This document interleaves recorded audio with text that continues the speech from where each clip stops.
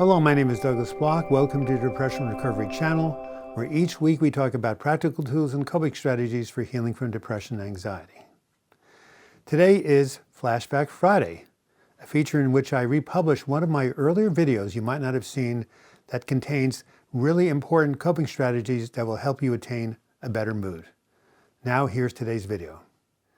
The title of today's video is How to Stop Intrusive and Obsessive Thoughts. Before we address that topic, we have to do our regular joke, get some humor out here, right? So this joke is about the Puritans. I know a lot of my viewers are not from America, but the Puritans came over from England. They were the first people who colonized America after the Native Americans, of course. And they were not very fun-loving people. They were, really very religious, didn't believe in having a good time. But one thing they liked was music, and a particular type of music. So what was the music that the Puritans really liked? It's called Plymouth Rock. Well, for those of you who don't get it, look up Google Puritans and Plymouth Rock on the internet and you'll find out why that's funny. All right, moving right along here. That was told to me by one of my new clients. I gave her 10% off the next group because I liked it. Anyway, write in jokes to me. You'll never know what kind of gifts you can get. I'm always looking for good new jokes. So, title of today's video is How to Stop Intrusive and Obsessive Thoughts. This is a big problem for people with depression and anxiety. And before we, kind of find out how to do this, let's define what is an intrusive thought. I like this definition I got from Wikipedia. An intrusive thought is an unwelcome, involuntary thought, image, or upsetting idea that may become an obsession and can feel difficult to manage or to eliminate. Another name for these intrusive thoughts is automatic negative thoughts, or ants.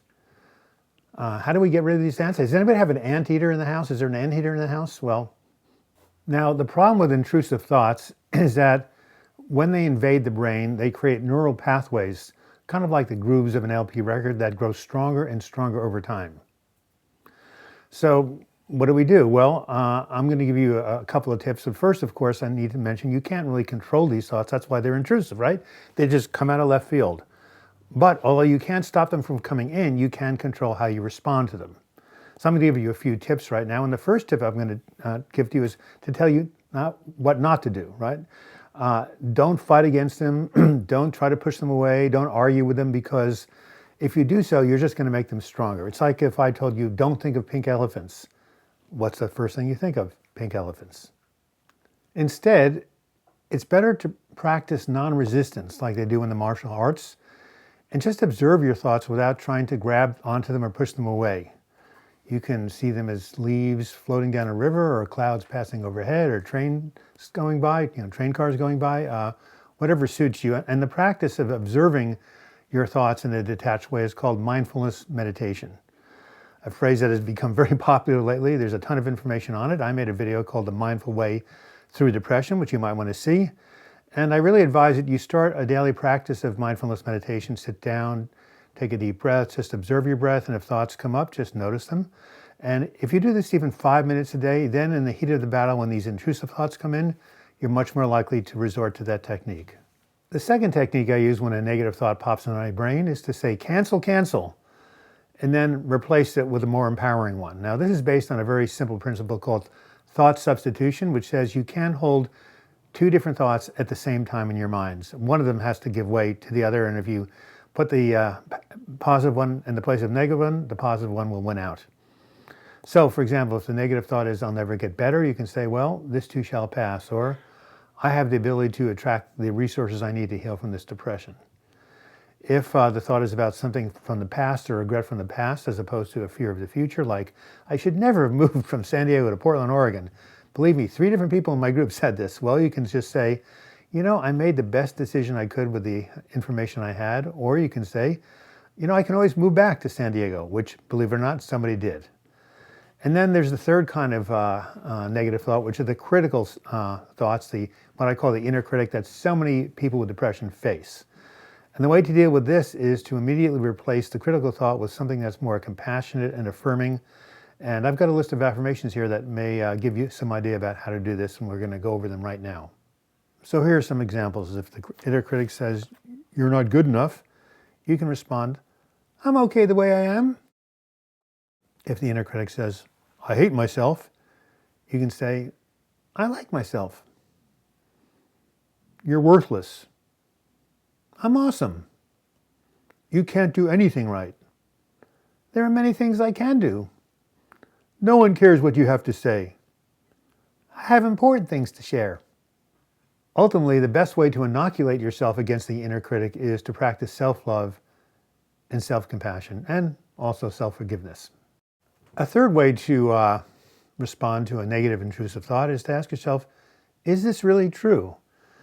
This is very similar to what we do in cognitive therapy, where you challenge the irrational thought and replace it with a more realistic one. For example, I had a client who, when she took her walks through the park on a regular basis, this thought would come to her and it would say, people are revolted when they look at me. And after a while I said to her, well, ask yourself, is this really true? And she tried it and she said, well, I asked myself, is this true? And the answer was, I don't think so, because most people are so absorbed in their own mind and worried about their own thoughts, they probably are not even looking at me. And finally, you can respond to intrusive thoughts by using the principle of distraction.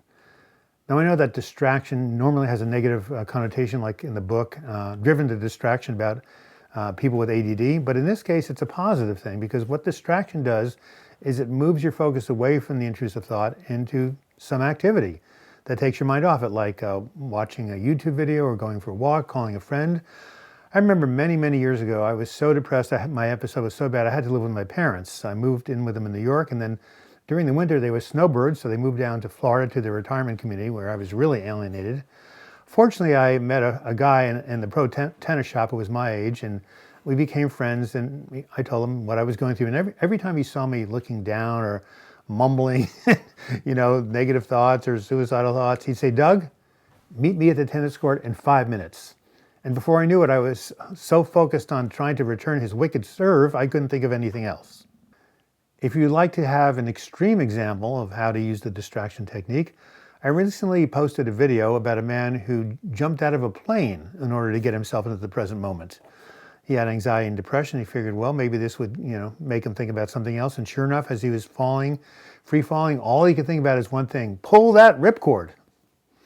All right. And oh yeah, there's one other thing. For those of you who believe in better living through chemistry, there is an antidepressant called Luvox, L-U-V-O, X is an X-ray, Luvox, that a number of people in my groups have used to take for OCD. It's actually approved for that use. And they tell me that when they take this medication, it reduces both the frequency and the intensity of their obsessive thoughts.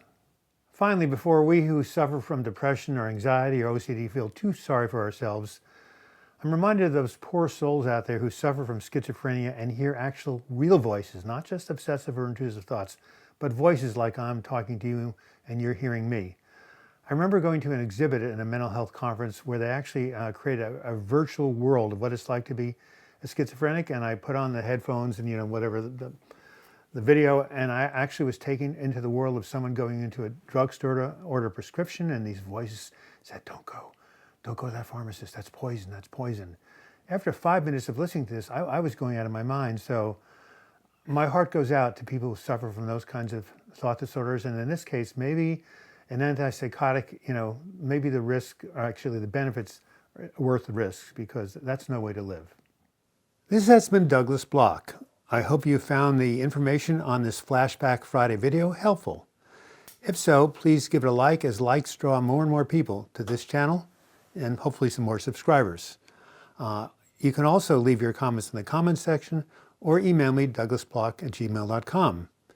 If you do want to subscribe to this channel, click on my photo in the closing credits. You'll be taken to my subscribe page. And if you click on the bell to the right, you'll be notified every time I do a new video or live chat. And if you want to contribute to this channel and become a patron, simply click on the Patreon image. You'll be taken to my crowdfunding site. And until next video, I wish you the best in your mental health recovery. Thank you so much.